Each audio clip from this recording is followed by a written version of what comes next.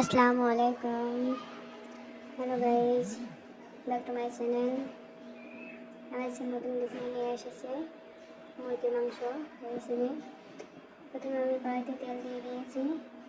তেলটা গরম হওয়ার পরে পেঁয়াজ কুচি দিয়ে দিয়েছি। পেঁয়াজ কুচি হালকা বাদামি কালার হয়েছে। হালকা একটু পানি দিলাম যাতে পেঁয়াজটা পুড়ে না যায়। কাঁচামরিচ দিলাম, 1 চা চামচ পেঁয়াজ বাটা, 1 চা চামচ রসুন বাটা, 1 চা চামচ আদা বাটা দিয়ে দিলাম। আর মশলাটা একটু লাল করে নেব। বাটা মশলাটা স্মেল আছে, ওই স্মেলটা যেন না থাকে। আর স্বাদ মতো লবণ দিয়ে দিলাম।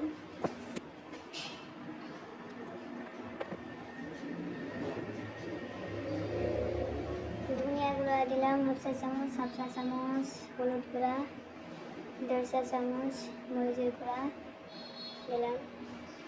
মশলাটা ভালো করে নাড়াচাড়া করে মিশিয়ে নিলাম।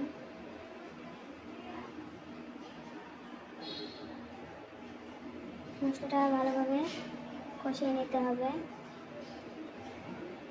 মশলা গুঁড়া দিলাম অল্প একটু। মশলাটার থেকে যখন তেলটা বের হয়ে আসবে তখনই মশলাটা কষানো হয়ে যাবে। মশলাটা কষানো হয়ে গেলে আমি মাংসটা দিয়ে দেবো।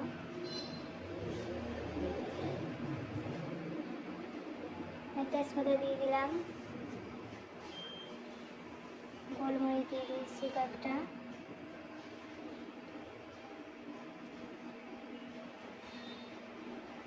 বড় এলাচ, সাদা এলাচ কয়েকটা দিলাম, 5-6টা দিলাম।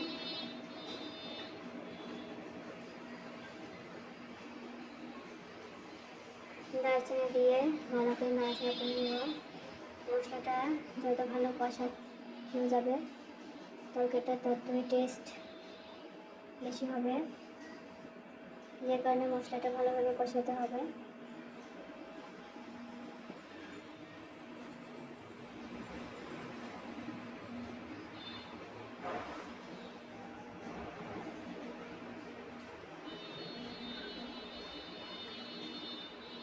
মুরগির মাংসটা দিয়ে দেবো।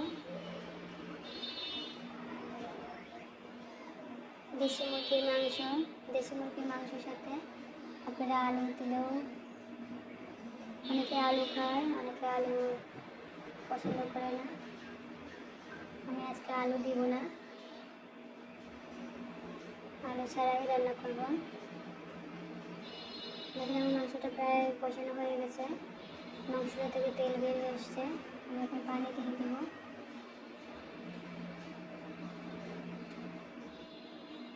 জিরা ভেজে বেটে রেখেছিলাম, জিরা ভাজা জিরা গুঁড়া দিয়ে দিলাম একটু।